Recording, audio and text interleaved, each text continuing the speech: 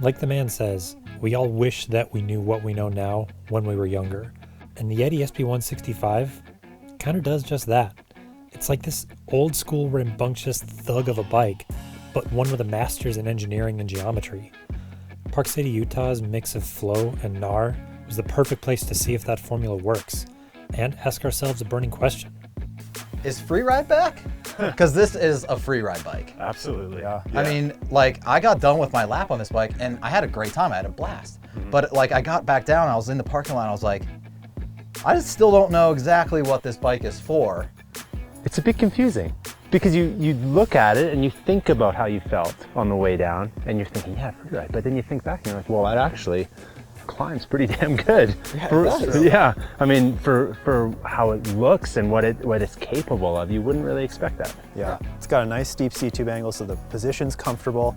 And then, you know, of course, like, it's a coil shock. It's going to move a whole bunch when you get out of the seat and crank on it. Yeah, despite the fact that it's, you know, switch infinity, which is a, you know, pretty efficient kinematic. Yeah, it still moves quite a bit. Of course. But if you hit that lockout switch, you still get that like nice suppleness off the top from the coil, and you get the efficiency of the higher low-speed compression.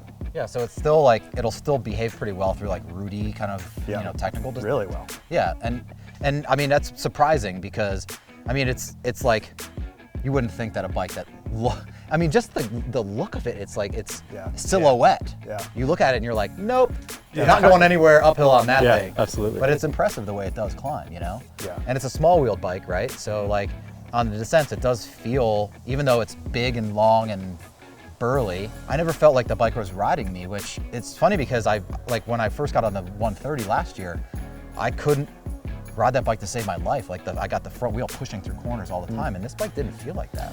Yeah, it's interesting. I mean, it definitely like generates a ton of traction because it's got a big fork up front. It's got the coil shock in the back, so it's just like, it's always just making traction for you. It's always absorbing everything and tracking the ground really well. And it looks long, but it's actually like, I mean, the wheelbase is 1250s, somewhere in there, so it's not overly long. It's not got a really Avalon. playful personality when you're riding it. I mean, it's like, it can handle anything you can throw at it, but it's, you know, it just wants to play. Yeah, it's funny because like, when I got down to the parking lot going like, who is this bike for? And I was thinking like, well, probably somebody younger and way more talented than me on a bike. That's the sad reality. I was like, I can ride like pretty fast, but nowhere near this bike's limit. And I'm like, it'd be cool to see what. Yeah, and maybe ask the question, like, where did it come from? You know, within Yeti or within their program with their racers or their riders, like, what bred this bike and who is it really for? I mean, I kind of see it as kind of a young freeride type kid, you know, somebody that can really push the boundaries of this bike, you know?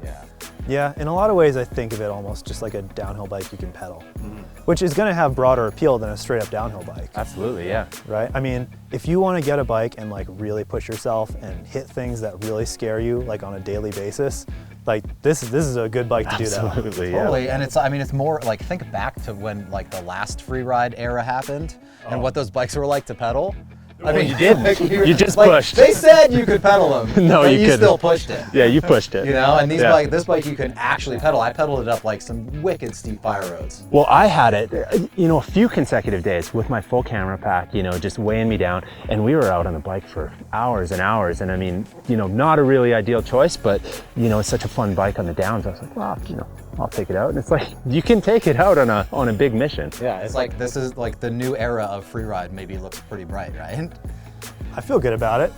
Yeah, I mean, I was still like kind of getting used to our test course on this bike, and like this was the one that inspired me to like pull up off that rock and just huck into all that crap down the trail. I was like, yep, I'm gonna do it on this bike. That's gonna be good. Yeah, it's gonna be fine. Yep.